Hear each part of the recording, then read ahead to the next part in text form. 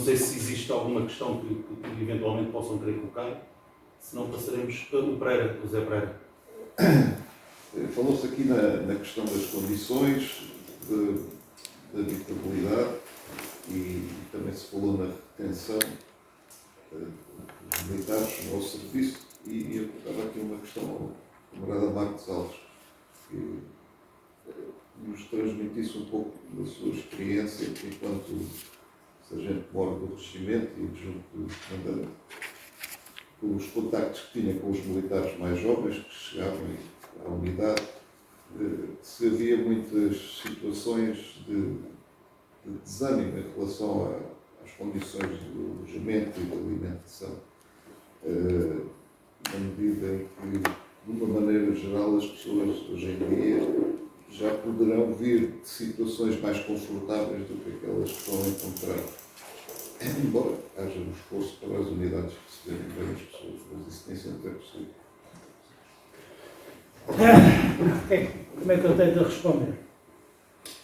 É bom, na verdade, uma das grandes preocupações do comandante é conseguir, na unidade que ele está a comandar, fazer todos os esforços possíveis e imaginários, e acredita que é preciso imaginação para dar as melhores condições possíveis fisicamente e materialmente aos homens. Leiria, e é esse o regimento de artilharia no meu quadro em Leiria, sempre primou por uma excelente alimentação. E a nível das conversas que eu tinha com os soldados, com os praças, a nível da alimentação, eles não se queixavam, muito antes, pelo contrário. Aquelas histórias que ouviam do pai, dos avós, que comiam na tropa, eles ficavam espantados com a qualidade e com a quantidade que lhes era servida. A nível dos alojamentos, sim, havia sempre algumas queixas. Quer a gente quer não, estarmos em nossa casa não é igual a estarmos numa unidade militar. Mas o grande problema nem era esse. Em abono da verdade, temos que dizer. O exemplo. Um jovem cidadão está em Braga e acha, por mil motivos e mais um, que quer ir experimentar o serviço militar e quer ingressar na carreira das armas. Braga tem um regimento de cavalaria. A tropa, quando ele vai para a tropa que ele conhece é o regimento, é a realidade que ele conhece, é a sua cidade e é o seu regimento. E ele, quando vai para a tropa, pensa, vou para aqui isto. Parece-me bem, eu quero, eu gosto, tenho amor, e vai. Leva logo com um grande abanão, digamos assim. Vai fazer a instrução das chaves, lá a Brancos, e sai da sua área de conforto. Mas mesmo assim, o rapaz até sente que aquilo que ele imaginava era o que está acontecendo na instrução, ginástica, saltos, GAM, marcores, vida muito ativa, vida mexida, camaradagem, espírito de corpo, e aprender coisas novas. Não é? Ele em casa não mexia numa arma.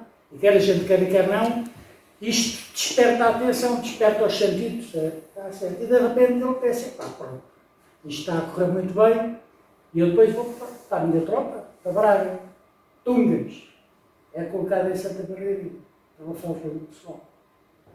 E de repente, ele demora 4 horas para chegar a casa, e isto começa a não fazer sentido.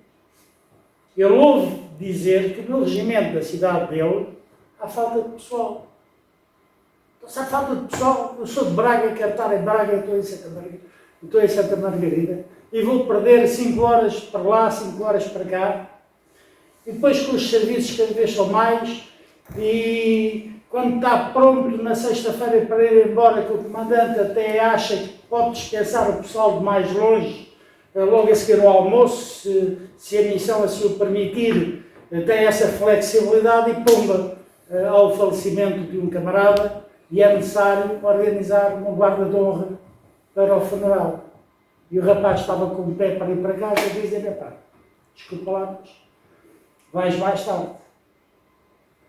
Cada vez há mais serviço. E é isto que os obriga a desistir. E depois vão para casa e dizem ao pai, eu gasto o dinheiro todo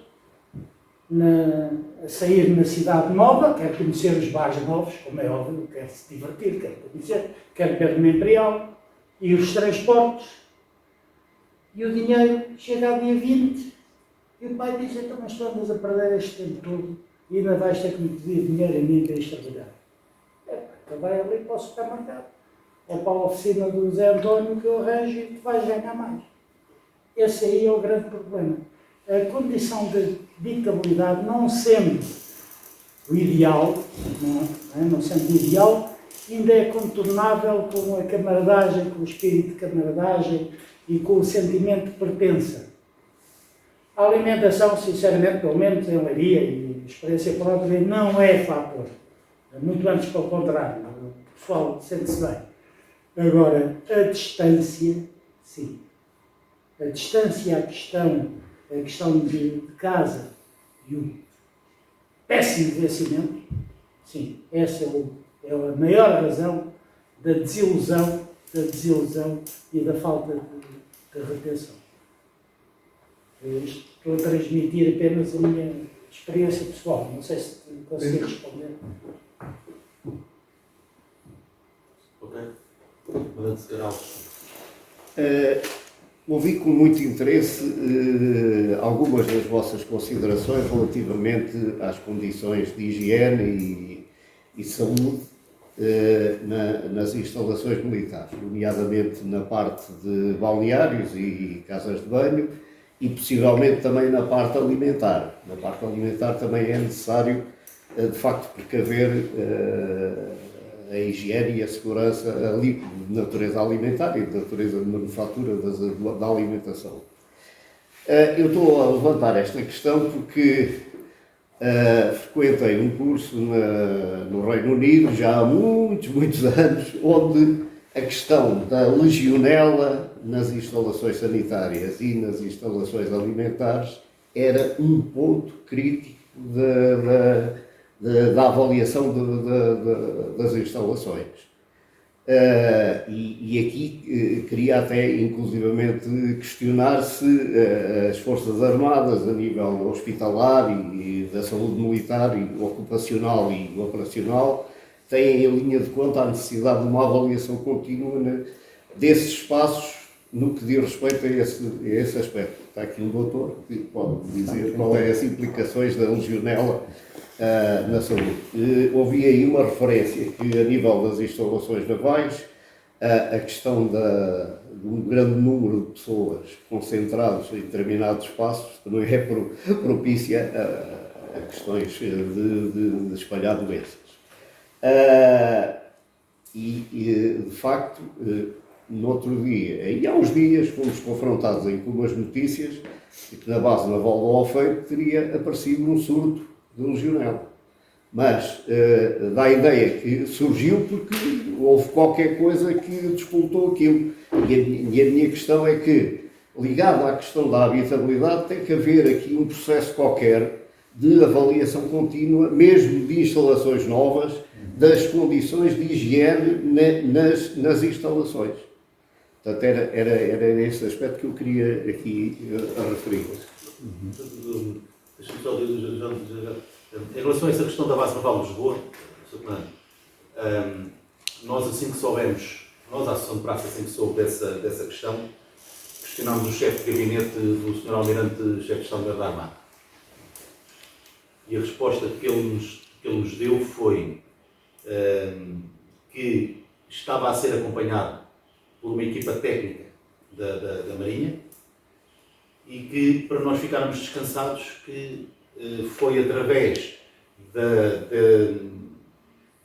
dessa equipa técnica que fazia a avaliação, ou que faz a avaliação durante certos e determinados tempos, que foi descoberto essa questão da legionela na base naval de Lisboa. Foi a resposta que ele nos transmitiu quando nós o questionámos. Isto que estou a falar em termos institucionais, que foi aquilo que, quando a Associação de Praças soube desta questão, questionou imediatamente o gabinete do do chefe de Estado-Maior da Armada. Mas o Sousa também quase que vivenciou isso diariamente, ele poderá também dar outras explicações sobre esse assunto. Sobre a questão do legionel e na base naval de Lisboa.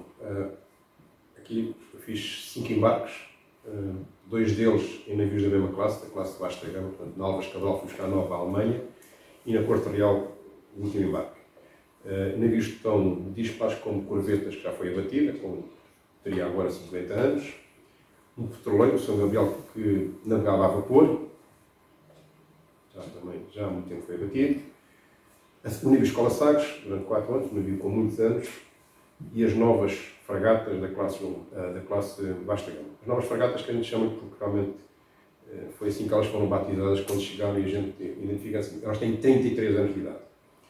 Algumas marinhas já equacionam o abate de navios com esta idade. Nós vamos, supostamente, renovar estas. Portanto, a questão da legionela, houve um surto a bordo, não só na base, mas a bordo da Corte Real. Portanto, depois nós ainda conseguimos, apesar de estar no exame, conseguimos algumas informações que vamos depois analisando e debatendo no seio da associação sobre o nosso propósito, e isso levou a associação realmente a questionar o Sr. Almirante, o Gabinete do Almirante. Portanto, há um controle diferente pela diferença do tipo de navio. Portanto, enquanto nestas novas fragatas temos cobertas com 12 elementos, é fácil, digamos assim, relativamente fácil ao Serviço de Saúde controlar surtos do que quer que seja, doenças. É mais fácil, contém-se, que é o pessoal daquela coberta e isola-se logo. Temos ali 12 elementos que pomos de parte sem pôr a missão do navio em causa. Consegue-se eliminar logo à partida, assim que o primeiro militar vai ao Serviço de Saúde e questiona um médico algum problema de saúde, consegue-se controlar se for uma doença que se propague. O navio Escola Sagres tinha uma experiência diferente. De facto, temos 2 cobertas, estávamos a chegar numa viagem aos Estados Unidos. 2 dias antes, houve um surto de uma doença respiratória. De facto, temos cadetes a bordo, que acrescenta à guarnição. Já temos 3 espaços, 2 de braços. Tem uma coberta própria. Uma coberta própria. Mas eles viciam com o resto da guarnição. Fazem parte, estão integrados na guarnição. E o facto do que acontece, o Serviço de Saúde não tem capacidade, a enfermaria não tem capacidade para receber tantos militares. E chegámos a uma altura que tivemos de deslocar militares de um lado para o outro para separarmos aqueles que estavam infectados com aquele problema de saúde. Pôs em causa a nossa chegada aos Estados Unidos, porque as entidades dos Estados Unidos foram informadas, já estávamos em águas nacionais americanas, foram informados e isso foi posto em causa. Se não conseguíssemos conter a situação, nós teríamos ficado de quarentena a aguardar aquela situação. O que é que se fez? O que o Serviço de Saúde fez?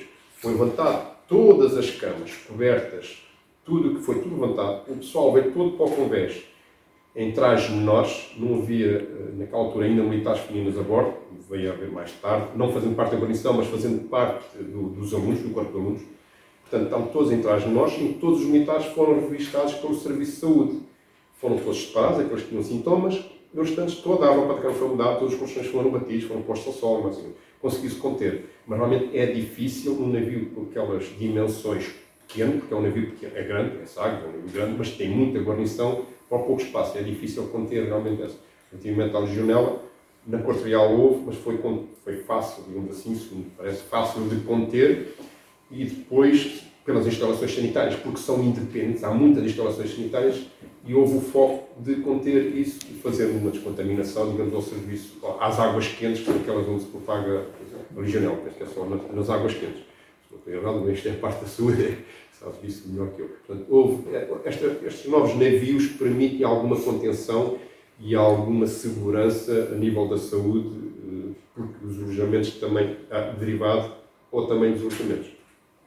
E a segurança só fazer uma à parte, no navio Escola Sagres, o refeitório é num piso inferior em relação onde o pessoal serve as refeições. Quem já visitou, serve as refeições, tem que ser uma escada, a questão da segurança tem que ser uma escada, em que segura um barandinho, passa a mão e na outra leva o tabuleiro da comida. Portanto, isto obriga aqui uma certa ginástica de equilíbrio, quando feito a navegar é um bocadinho complicado, por vezes as coisas não correm tão bem. Esse é aqui um pequeno à parte, é uma curiosidade, digamos assim, em termos da segurança que nós temos nos diversos tipos de navios. São totalmente diferentes que fazem na nossa marinha. António. É rápido. Eu, para já, felicitar os camaradas do Exército e da Marinha pelas excelentes apresentações que fizeram. E dar-vos dar aqui uma pequena chega, porque eu sou da Força Aérea, e sendo a Força Aérea de longe o ramo mais recente, mais novo, cerca de 70 anos, nem chega a 70 anos, dizer-vos que, curiosamente, a situação, em grande medida, embora tenha vindo a sofrer algumas intervenções importantes, mas a situação é capaz de ser, talvez, a mais complicada dos 3 anos. Eu digo isto com 48 anos de Força Aérea.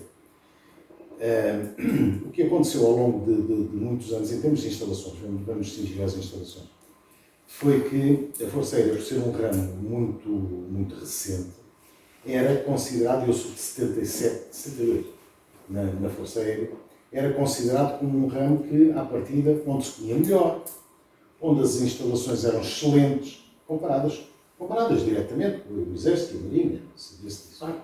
O que acontece é que, há um largo número de anos para cá, porque as prioridades começaram a ser outras por falta de investimento, precisamente. E na Força Aérea, sempre, nós próprios oficiais, sempre tínhamos essa noção, e aliás visitávamos unidades do Exército, unidades da Força Aérea, e era verdade que assim era, realmente tínhamos um nível, vamos dizer assim, de instalações incomparável. Tirando as recrutas, nós nunca tivemos camaradas, sempre tivemos quartos, oficiais, sargentos. O que acontece é que, de há uma série de anos para cá, esse espírito de nós estamos em condições melhores em termos de instalações levou a que, eventualmente, ou garantidamente, vamos dizer assim,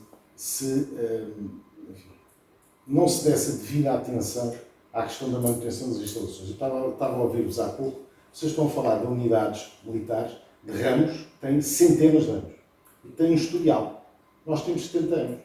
Não chega ainda. Nós temos 70 anos. Pouco menos de 70 anos.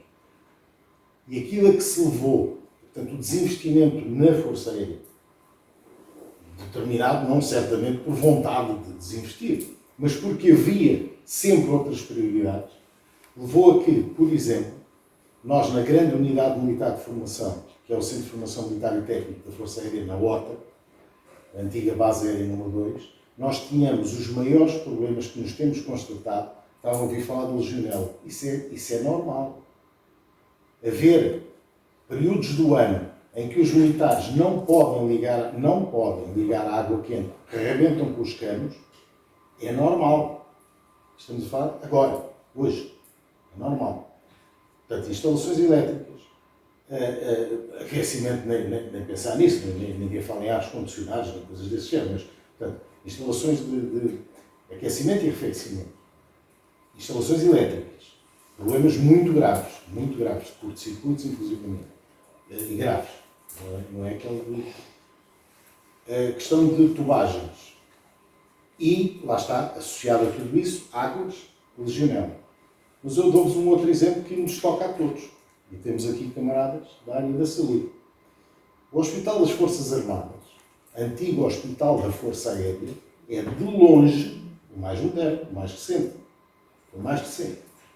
Essa foi uma das razões, para além da localização, pela qual se considerou que viria a ser o Hospital das Forças Armadas. Bom, com todos os problemas que daí advêm, desde logo, só o Exército, que tem cerca de 4, 5 vezes mais efetivo que a Força Aérea, no ramo, e a Marinha, quase o dobro, naquela altura, do que tinha a Força Aérea. Portanto, juntaram-se ali 7 vezes mais.